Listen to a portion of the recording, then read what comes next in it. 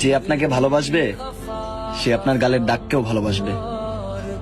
যে দাগ দেখে অন্যরা আপনার মুখের দিকে তাকাতেও চাবে না, সেই দাগকেও সে আপন করে নেবে।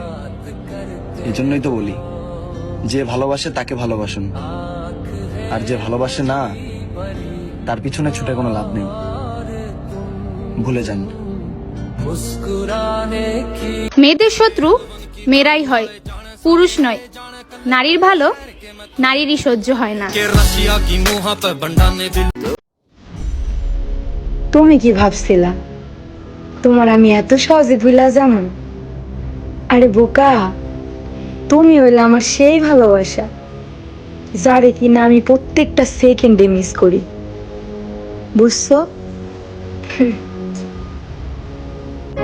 শুরু হয়ে গেছে ভয়ঙ্কর বিচ্ছেদের 4টি মাস। September, October, November, December. সবাই সবার প্রিয় মানুষটার হাতটা শক্ত করে ধরে রাখেন। মইরা গেলে বুঝবা ঠিকই, বাইসা থাকতে আর বুঝলা না। তোমার হাসিতে যদি তুমি খুশি থাকো তাহলে আর আমার অভিযোগ কিসের? আমি না হয় তোমার পাশে থাকলাম না। তুমি তো শখেরই ছিলা, তাহলে কারণে অকারণে কেন বারবার দুঃখের কারণ হইলা? ছেলে মানুষের জীবন এতটাও সহজ নয়।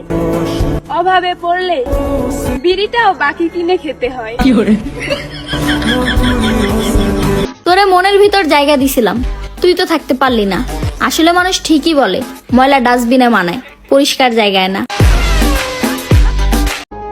দেখতে চাই তোমাকে, দেখতে চাই তোমার মুখের হাসি। কি করলে বুঝবে তুমি তোমায় যে আমি কত ভালোবাসি? কি মায়াতে আটকে গেলা?